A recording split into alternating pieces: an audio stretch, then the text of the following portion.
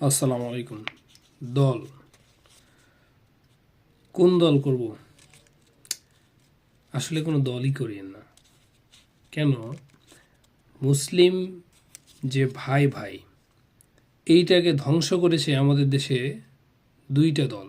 এক হচ্ছে ইসলামের নামে দল, আরেকটা হচ্ছে রাজনীতির নামে দল। এই দুইটাই আমাদের মুসলিম ভ্রাতৃত্ব নষ্ট করেছে।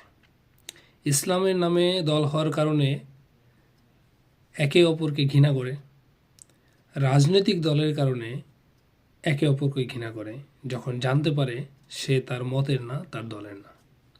দল মানেই হচ্ছে সংকীর্ণতা, দল মানেই হচ্ছে নিজের সংকীর্ণতা, প্রশস্ততা থাকে না দল করার লোকের ভিতরে।